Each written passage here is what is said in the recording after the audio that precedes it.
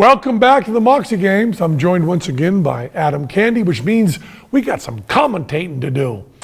In this special edition of the Moxie Games, Dodgeball meets Juggle in the world premiere of Team Dodge Juggle Protect and the International Bottle Flipping Syndicate's World Championship. You're watching a Dodge Juggle special edition of the Moxie Games.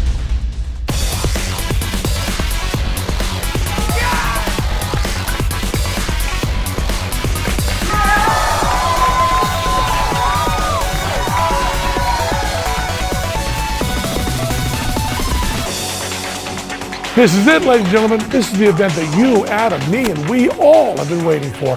The debut of Dodge Juggle Protect. 2 5-club jugglers in play as each team's king. Everyone else chucking balls at the kings to take them down. Our Moxie Games original event correspondents, collectively known as the Passing Zone, standing by with the details.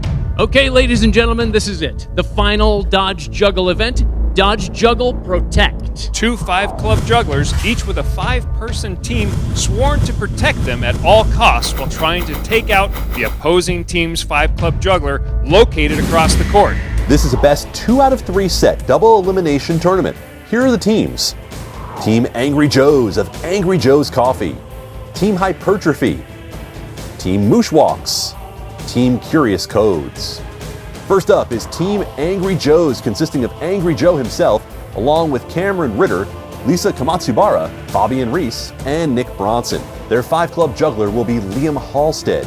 They're facing Team Hypertrophy, Juji Mufu, Jamie Stroud, Scott McDonald, Sean Dibble, and Yuri Marmerstein. Their 5-club juggler is Noah Schmeisner. So the rules are simple. Just take out the 5-club juggler. No one else can be taken out, so each team has to protect their juggler while trying to launch attacks at the opposing team's juggler. Round 1 begins. Both teams scramble to collect their ammunition. Cameron Ritter of Angry Joe's attacks first. Yuri Marmerstein of Hypertrophy firing off. Direct hit to the face. Halstead goes down, and Team Hypertrophy is up 1-0. There's a mad dash at the start. Here we see Ritter launching the first attack almost as soon as he got his hand on the ball. Actually hit Schmeisner in the head, but Schmeisner, a hardened combat player, is proving to be difficult to distract. This sends a clear message to Team Angry Joe's. You're going to have to do better than that. And then Team Hypertrophy follows up with a direct hit to Halstead's face.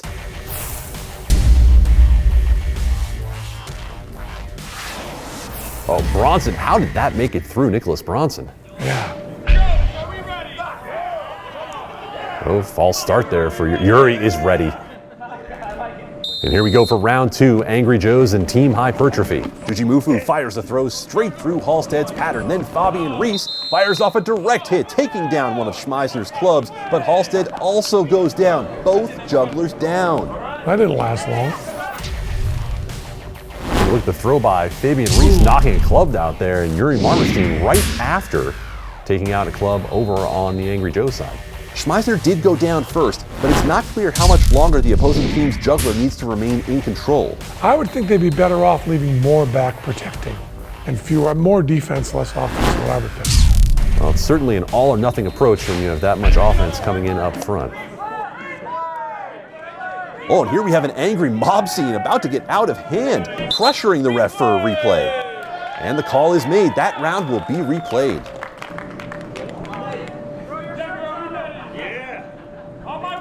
It's like Angry Joe getting a little bit of a lead in there, and he's going to get a good first shot. And that's going to do it over on the Angry Joe's side. Quick fire by Hypertrophy for a 2-0 lead after round 3. Let's take another look. 3 nearly simultaneous attacks from Jamie Stroud, Juji Mufu, and then Yuri. Nicholas Bronson back on defense, knocks away one, but can't handle that attack coming right on its heels. So the match goes to Team Hypertrophy. Angry Joe's will go into the loser's bracket to meet the losing team of the next matchup between Team Mushwalks and Team Curious Codes. Team Mushwalks defending Josh Horton. Team Curious Codes defending Kenny Chung. Head ref Brian Went of Knockerball Las Vegas checking in on each team to make sure they're ready to start. Oh, and right away a direct hit to Horton's face followed by another, and Horton goes down. Team Mushwalks unable to break through Curious Code's firewall. There's just not much you can do when your defense falls apart that way. Yeah, they just hit him in the head with the ball. Taunting them. They seem to be taunting. That's just celebration but taunting. And you see, nope, that's it. Defenders just walking away, and Josh Horton had absolutely no chance. Team Mushwalks not having the best defensive strategy, essentially leaving Horton as an open target. Team Curious Codes blocking all the throws that stood a chance of taking down Chung. Dodson coming in from the side. Oh, well. I'm pretty sure I would not be able to concentrate with that one coming straight to the face either. All right, round 2 now. Mushwalks and Curious Codes. Codes with a 1-0 lead. Gotta do the same thing every time, don't they? There's no defense, so they run over to the side there and just hit him in the face. Well, Team Mushwalks a little better on defense that time, but certainly not effective, as Josh Horton was a man under attack from the word go. We'll see 2 defenders back, but my goodness. Curious Codes running the same play, and again Horton's just destroyed, getting sandwiched by 2 balls. That is as clear of a win as you can get in Dodge, Juggle, Protect. Well, Josh has been a good sport about it. And on Curious Code's side, every single throw either deflected or way off target trajectory. So just like that, in 2 straight sets, Curious Codes advances to the semifinals. We head to the losers bracket now. Mushwalks and Angry Joe's facing off. Josh Horton again, the 5-club juggler over on the Mushwalks side. The loser of this match will be out of the tournament. The winner will go on to meet the loser of the upcoming matchup between teams Hypertrophy and Curious Codes. Round 1 begins, and both teams equally ineffective at protecting their kings. Horton and Halstead going down almost simultaneously. Josh just doesn't even know what happened there. We're going to replay that round. I was attacked. So Geisy, right from the beginning, taking a club out. Geisy, after struggling earlier in 1-on-5, much more effective here. And you see the strategy changed up there for Mushwalks. Geisy up front all by herself and 3 defenders back. They're finally listening to your advice. They are. All right, so a replay on that tie in round 1. Losers bracket 2nd round, Mushwalks, Angry Joe's. Josh Horton trying to make himself a much more difficult target. Oh, he's under heavy attack. Really bad. He took every one of the 5 clubs out like that. That should be bonus points. Should be. Angry Joe's gets the lead here in round 2. We see Josh moving, but moving right away from his defense. All 5 gone, down. Nothing in his hands but defeat. Round 3 in the losers bracket. Oh, Geisy is aggressive from the beginning. And Mushwalks evens the score at 1 as Geisy has found her place. Here we see a determined effort by Team Mushwalks. Nice double-handed block by Ruthie. And here's where round 3's scoring throw originated. Flies up and over Bronson's defense and connects with one of Halstead's clubs almost immediately after. Score is now 1-1 as we head into round 4. All right, round 4 begins, and almost immediately a foot fault is being called. Oh, and the competitors unhappy here. We might have some work for the officials to do. Oh. And a shot comes right over the top, but get a look there. Angry Joe might just have violated the center line. Oh yeah, quite clearly. Now this has happened earlier in a less subtle way demonstrated by Juji Mufu, but this is the first time a team is submitting a dispute. And Team Mushwalks, much like the product they represent, needs all the help they can get. We're now heading into round 5, score tied at 1-1.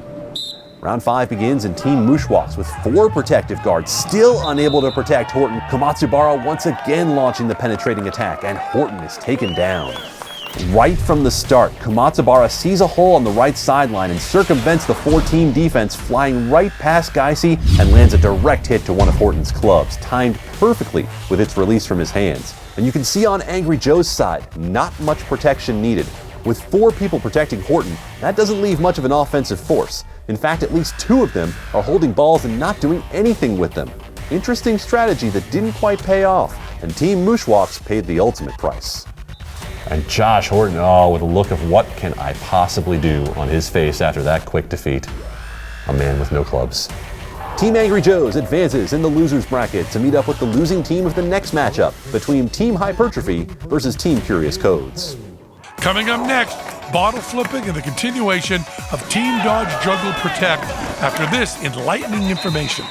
The Moxie Games are brought to you by Angry Joe's Coffee, amino acid infused extra caffeinated pre-workout coffee, beans and cold brew, intense coffee for intense training. AngryJoe.co. Moosewalks, socks that give your feet personality. Moosewalks.com. The WJFstore.com for the very best in juggling training materials, including exercise and nutrition programs. Go to the WJFstore.com. Welcome back to the Moxie Games. We'll rejoin Team Dodge Juggle Protect in just a moment. But right now, I'm in the mood for some bottle flipping.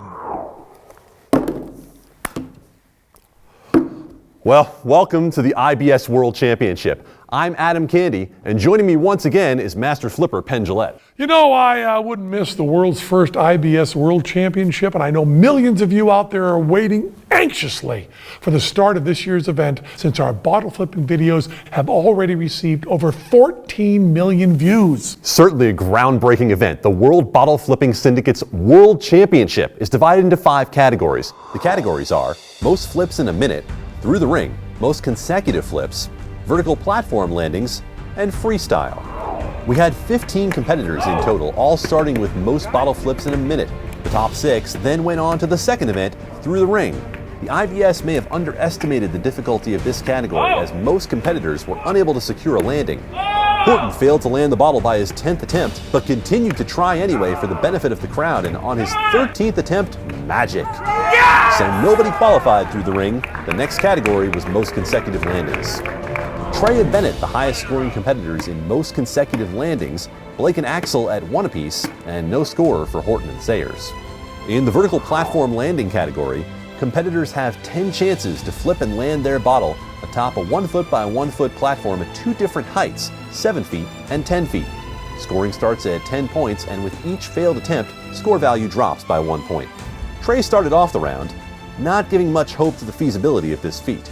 But then on his 7th attempt, he gets a little closer, even closer on his 8th attempt, and then on his 9th attempt, Trey executed a successful landing. Bennett Santora makes contact several times, even landing the bottle on its side twice, but unable to get a qualifying landing. Blake Allen started off with air bottles, missing the platform completely in his first 2 attempts. Attempt 6 shows promise, slamming the bottom of the bottle on top of the platform. Attempts 7, 8, and 9 getting closer and closer, and then on his final attempt, a successful landing. Doug Sayers stepped in, clearly with a height advantage, and stuck the landing on his first attempt. Josh Horton, also with a height advantage, started off rocky, missing the platform completely at times, but managed to stick a landing on his 9th attempt. Only 1 successful landing at the 10-foot height, Josh Horton racks up the points for that, a textbook landing, and relieving the angst built up in everyone watching painfully in real time. In the IBS freestyle event, it's up to the judges to determine if your routine or move was the most difficult, innovative, and impressive. Trey started off this event and went for the one amazing move, executing an upside-down bottle flip landing. Blake Allen started his time off with a blind flip, landing that move on the 3rd attempt, but unable to land anything after his first flip. Doug Sayers started his time off with attempts at under-the-leg flips, followed by a behind-the-back flip, and then failed to flip a foot landing. Last up was Horton, who demonstrated back-of-the-hand landings, an under-the-leg flip landing, an under-the-leg flip to forehead landing, took a timeout to drink the questionably drinkable water, ending with an empty bottle forehead landing, which may not actually count since the IBS specifies a specific amount of liquid be present in the bottle. And the finals results parallel the freestyle placements, with Trey in 3rd place, Doug Sayers in 2nd, and Josh Horton in the lead by a full 6 points. And just like that, history is made and the world's first bottle flipping world champion is crowned. Now let's get back to seeing him get hit in the face with some dodgeballs while trying to juggle right after this. If you'd like to watch a live recording of the Moxie Games in Las Vegas, our next event is being held this December 2017 at SkillCon. Register online at skillcon.org.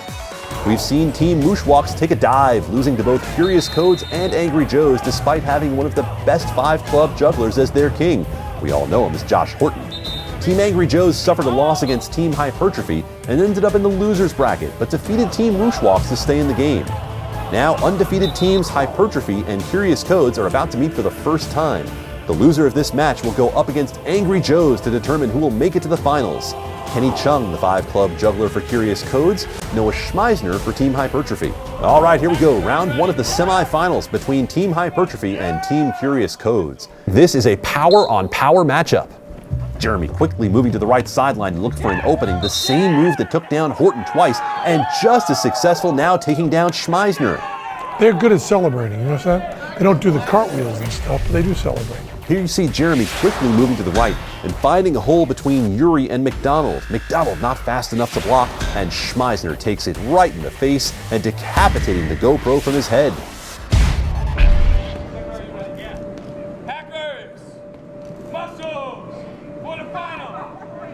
Round 2 begins. Clark attempts a howling diversion. Right over the top of him, Jeremy comes flying in with a fastball dead center and clips one of Schmeisner's clubs out of the air.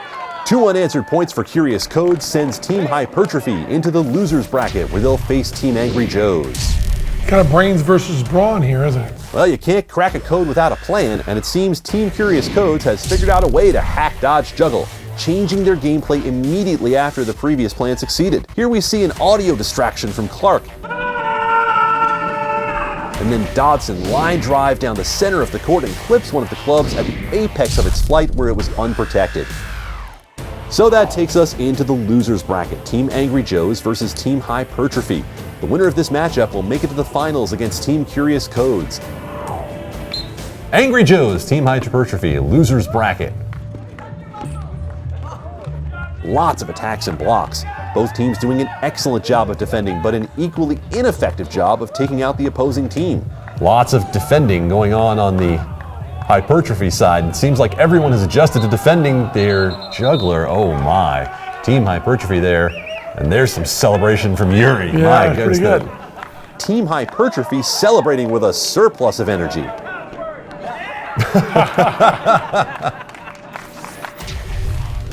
So here we see the final blow, not a direct hit, but close enough to distract Halstead and change the trajectory of his throws, resulting in a collision between clubs and then a drop. Jujimufu fired up.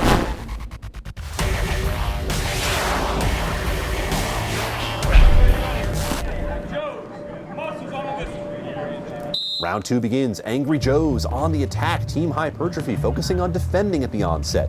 Notice how the game has moved to more defense. We started out 3 on offense, 1 on defense, and we have flipped those numbers. Yeah. Stroud going high, clips one of Halstead's clubs just as was done to Schmeisner, and the point in the match goes to Team Hypertrophy. It will be Team Hypertrophy in the finals against Team Curious Codes. Angry Joe slamming the ball to the ground. You can see he has been taking in that Angry Joe's cold brew in large doses. Here we see Stroud coming in, aiming high, and that's all it took. It didn't affect the club's rotation, but it knocked it inward, off the path to the hand Halstead was expecting. And so this is it, ladies and gentlemen, the Dodge Juggle Protect Finals. Team Curious Codes and Team Hypertrophy. Curious Codes in the better position, being undefeated. Team Hypertrophy will have to win 2 matches, Curious Codes only 1 match, such is the way double elimination tournaments are structured. And we'll see that final matchup after this. The Moxie games are brought to you by Angry Joe's Coffee, amino acid infused, extra caffeinated pre-workout coffee, beans and cold brew, intense coffee for intense training. AngryJoe.co. Mush Walks, socks that give your feet personality. Mushwalks.com. The WJFstore.com for the very best in juggling training materials, including exercise and nutrition programs. Go to the WJFstore.com. Here we are in the finals. Kenny Chung trying to hide behind Clark, crouching lower and lower to stay protected. Schmeisner relying on Jujimufu's non-jumping jack blocking technique. Now they're doing defense up front there. Chung goes down, losing control of his clubs in an unforced error, most likely juggling lower than he's used to. Remember, Team Hypertrophy is going to have to win twice here to earn the championship coming out of the losers bracket. Kenny Chung trying to stay low, clutch on the defense. And Ryan Clark offering some resistance up front, but Chung having trouble and loses control.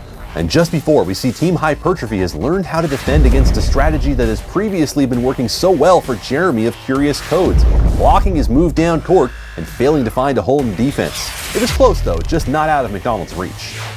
Okay, so first point goes to Team Hypertrophy. Curious Codes with a comfortable lead in the overall tournament, but Team Hypertrophy quickly turning that around.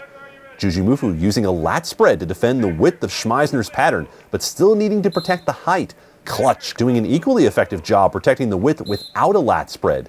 The round begins, Stroud goes over Lost, aiming high again, but this time too high. Chung continuing to reduce the altitude of his juggling pattern. An attack by Yuri. Oh, direct hit to the face. Chung goes down, falling backwards and disoriented. A championship playoff, Kenny Chung is hurt, getting hit straight in the face. Of course, that is a Rhino super soft dodgeball. It's the safest ball you can use, so even though he may be hurt, it shouldn't be too bad. Oh, you can see the hole opening up right in the middle of the defense, and Hypertrophy even surprised scoring that direct hit. From that distance, tough to get a shot like that, my goodness. And here we see the moments leading up to the point of impact. McDonald and Dibble clearly concerned, Jujimufu taking on a different emotion. Now Team Hypertrophy has to win one more match to take the championship title. All right, Josh Horton is going to replace Kenny here. I think Josh Horton's a little stronger juggler. Round one begins. Horton now replacing Chung on Team Curious Codes. Clutch taking a direct hit to the face while defending Horton. Another throw by Dibble, this one clipping the top of Horton's pattern, and he's taken down. Hypertrophy grabbing a 1-0 lead on Curious Codes. They've turned it around here. They sure have. Here's that face block by Clutch, but unable to follow up and block the next throw by Yuri. That throw lands on Horton, but Horton stays in it. Dibble comes in down the back sideline, finds a hole. Jeremy quickly tries to close that hole, but overruns it, and Dibble lands an unrecoverable attack. Team Hypertrophy is 1 point away from taking home the championship title. If they win this round, it will be all over. Round two begins. Jujimufu takes a blow to the sternum, defending Schmeisner. Horton decreasing altitude. Shotting on the side. Horton goes down. They're all down, and Hypertrophy gets the victory. They win 4 rounds in a row. So here you see Dibble notices a gap in the defense along the front sideline, makes a dash to reposition, and then without pause launches his attack, landing on Horton's leg, rebounding into his forearm, perfectly timed with the throw coming out of the same hand. And Horton visibly disenchanted from the lack of protection he's received today. We sportsed really hard, but they sportsed harder than we did, so next time we need to sports a little harder. Nevertheless, here is your Moxie Games Dodge Juggle Protect champions. Jujimufu, Scott McDonald, Jamie Stroud, Yuri Marmerstein, Sean Dibble, and Noah Schmeisner. This makes me nervous. I don't mind the little guy getting blasted in the face with a dodgeball, but don't pick up anything you can't eat. Let's hope that's not what this is. Might end up being one of the enduring images from Moxie Games. From SkillCon in Las Vegas, Nevada, this has been the 2016 Dodge Juggle Championship, a Moxie Games original event. I'm John Wee. And I'm Owen Morse. We are the Passing Zone, and we thank you for watching. Good night. Good night. If you'd like to enter the 2017 Dodge Juggle Tournament in Las Vegas, our next event is being held this December 2017 at SkillCon. We provide the jugglers, you provide the violence. No juggling skill required. Register online at skillcon.org. This has been a Moxie Games production, the worldwide leader in this type of stuff.